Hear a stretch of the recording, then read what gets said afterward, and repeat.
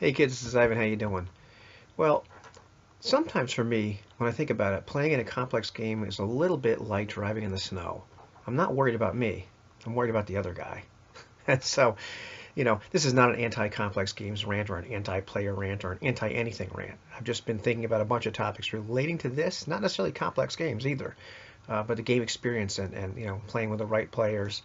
And a lot of this has just been my personal experience. And as I try to kind of, I guess figure out what makes me tick, why I think the way I do. I have to kind of, I've looked back at some of my experiences, talk to RuneSlinger, talk to some other people, and, come to some more, conclusions. So I'm not really sure where I'm going to land yet.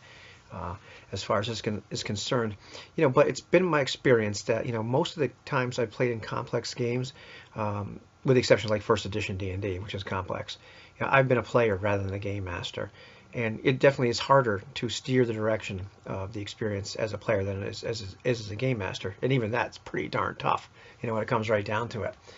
Um, but it's also I just kind of mentioned tongue-in-cheek. Gamers are notoriously distractible, and there might be, and I'm just making a generalization, so don't get mad.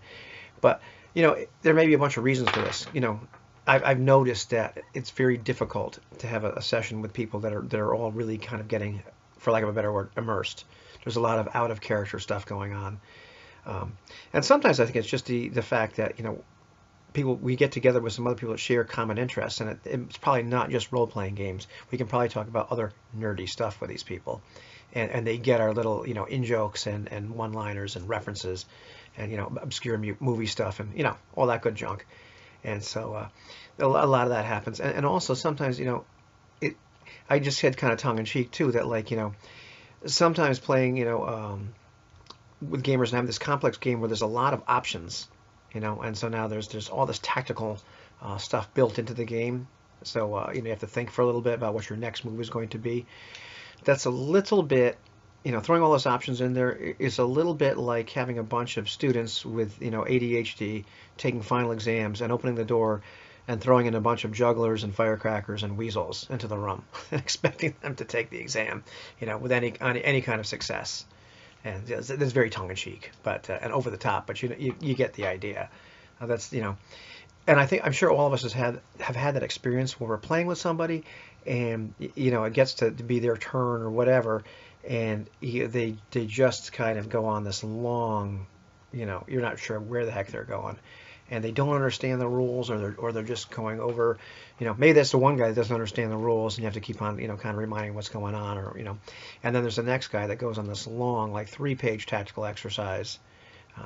While in the meantime, like I'm thinking I've got to shave now because my beard's growing, etc. And then there's the other guy just sitting there, just two guys just constantly throwing back Star Trek references the whole time, and they have nothing to do with what's in character. See, I'm already going very tangential, in this.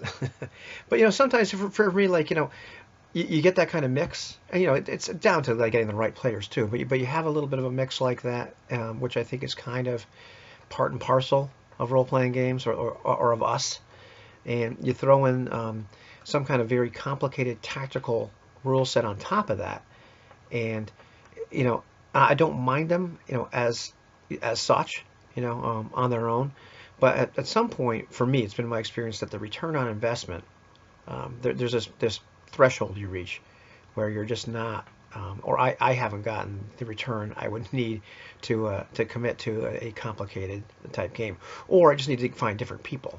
You know what I mean? But there's a kind of a risk benefit analysis that I have to go over at some point in a game when I look at like what kind of investment is this going to be for me, and then like how likely is this to throw a bunch of jugglers and weasels into the room with the other people that I'm playing with. It's also really tough. See, I'm going off on a bunch of different topics on this video, but I think they all kind of revolve around the same theme. Um, it's really kind of tough to get buy-in sometimes with other players. If you come with an idea, well, we're going to use this particular complex system, but it's going to require a certain amount of learning on their part, and a certain amount of ownership of the systems or rules as it pertains to their particular characters. Just by the same token, if you decide we want to have this kind of immersive game, Well, we're not going to be talking out of character an awful lot. We're really going to like try to pay attention, put the cell phones down, stop with the freaking, Star Trek, banter, uh, and all that good junk. Um, it takes some buy-in, and it's hard to always get that buy-in from people. So there's a lot of I don't want to call them obstacles, but you know there's some challenges out there. When I watch Robert the narrator's videos, Confessions of a Frustrated Game Master, I definitely I can empathize. I've had a lot of those experiences, and so I'm not going to make this much longer. Because I could talk on and on about some experiences I've had lately, and some of my friends, and just even talking to another guy that's been involved with a local gaming group for 20 years, and it's funny. He just he asked was asking for people to do his one shot with him, a couple different game systems, and didn't generate a lot of interest. And I said, sure, I'd love to do that. And so maybe he's going to have some kind of event at his house, not at the gaming group area. And he said, in 20 years playing with these guys, these are his friends. I have gotten them to try one of my games. I'm like, wow. And they're not bad people too. Just time for different people. In terms of doing that. So it's hard to get buy-in, even with your friends. Friendship, that's a whole different story too. Sometimes I think, see, and then I'm gonna end the video here.